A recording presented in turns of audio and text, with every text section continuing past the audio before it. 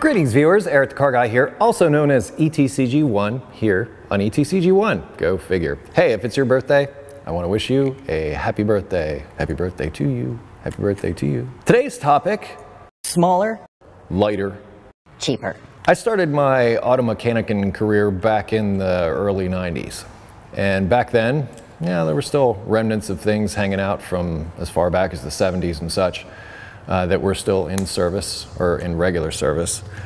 And then I eventually got a job at a dealership and began to watch generational progressions of vehicles. And one of the things that I noticed is that each year it seemed, or every couple of years, they would work towards this smaller, lighter, cheaper mentality.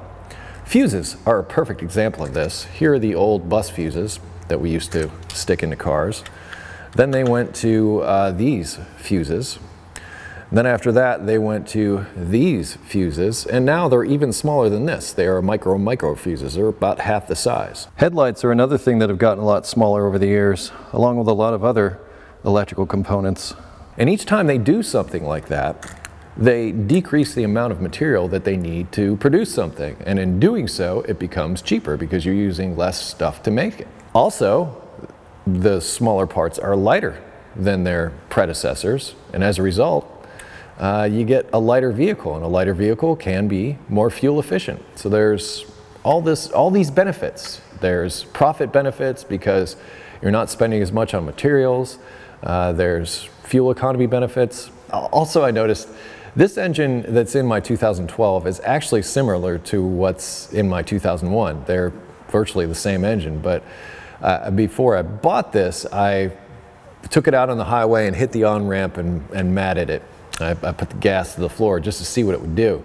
And I was surprised to find that this one has a little bit less going for it than the 2001. And I think also as part of this smaller, lighter, cheaper mentality is that they detuned it a bit so that they could meet emission standards. This is pure speculation on my part, but it's something I've seen over the years. Like the first generation Acura Legend, fantastic car. If you can get your hands on one that's still in good shape, fantastic car. Also, I believe they sold them as Sterlings somewhere on other parts of the globe. But anyway, great car. First generation, 1987. This is when Acura first came into being. You could take those cars out and literally break the tires loose. You'd hit the gas and you'd be burning rubber. It's fantastic. But as generations went on, they detuned them, and you weren't able to do that anymore.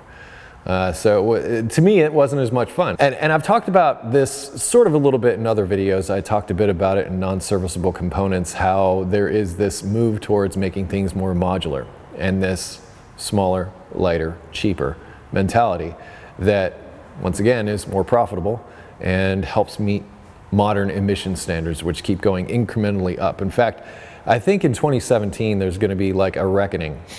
This is what I hear from the oil experts.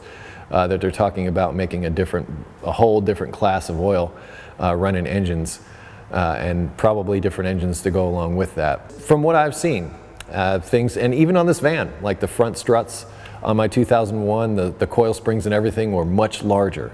These are much smaller, more compact, using less materials. I just wanted to bring up the topic. I mean, that's just what I've seen. What's been your experience, other technicians that are out there? What have you seen? What have you, or other consumers that are out there? I just don't want to limit these discussions to technicians. Oh, no, we're all included. What are your experiences? What are your opinions on these moves towards these things? There'll be a link in the description to a discussion about this video. And if you have automotive questions, I would ask that you head over to ericthecarguy.com, which you can have that discussion over there. There's a welcome video to tell you about the stuff we have at ericthecarguy.com to help you with your automotive issues. If you wish to connect with me socially, Google+, Facebook, Twitter, also Instagram. Close each of my videos with be safe, have fun, stay dirty. Oh, ETCG1 videos come out on Mondays, so stop back and see me then. Thanks for watching. See you next time.